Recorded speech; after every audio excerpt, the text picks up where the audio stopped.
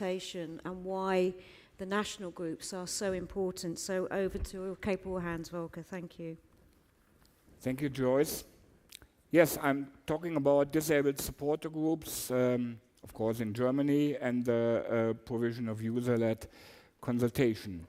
First of all, let me introduce the Federal Association of Disabled Football Fans in Germany, abbreviated BBAG. We are the German umbrella organization for football fans with different disabilities. Members of the BBAG are both disabled supporter groups and disabled liaison officers. Most of the approximately 100 members are connected with a club from the first division, the Bundesliga, to the fourth division. The BBAG started its activities in 1999. Up to this year, several disabled supporter groups have been founded on club level, particularly focusing on the needs of wheelchair users. The situation in the 90s in German football can be described as follows. Wheelchair users were either placed on the running track, normally without any protection against the rain, or behind the fence which surrounded the pitch, without any protection against any uncontrolled movements of the crowd nearby. Many stadia don't even have disabled toilets. Audio description for blind and partially sighted fans was unknown. Subtitled visual information on display panels for deaf and hard of hearing persons was not even thought about. Many stadia don't even have such display panels.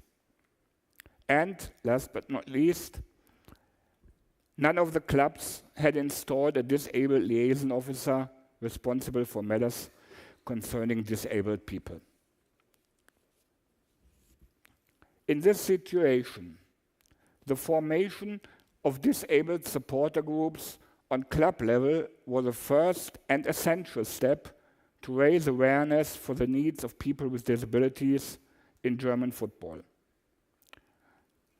The cooperation on a national level since 1999 was a second step important to attract the attention of the German Football Association. What today seems to be a matter of course was not the case in the 90s. You may remember that the slogan, "Nothing about us without us," was a central statement of the European Year of People with Disabilities in 2003. When we started our activities in the 90s, we already knew that without consideration of the perspective of disabled people themselves, no improvements regarding accessibility will be made in German football. What happened then is that, according to the demands of the disabled supporter groups, more and more clubs installed a liaison officer responsible for matters concerning disabled fans. And when Germany applied for the World Cup 2006, the awareness of accessibility matters was already on such a level that the World Cup Organization Committee sought our advice. So for the first time in German football, the BBAG developed standards to be fulfilled when designing a World Cup stadium. In the meantime, blind and partially sighted supporter groups had joined us and made us aware of the benefit of audio description. So in the end, even this achievement was implemented as an accessibility service, as far as I know, for the first time at a World Cup tournament. In 2009, the German Football League, responsible for the Bundesliga and the second Bundesliga, worked out their first recommendations for the layout of new football stadia. Again, It was the expertise of supporters with different disabilities which made these recommendations an excellent basis for further developments regarding accessibility in German football. Next year, these recommendations will be revised, hopefully taking more into consideration all aspects of inclusion predetermined by the UN Convention on the Rights of Persons with Disabilities.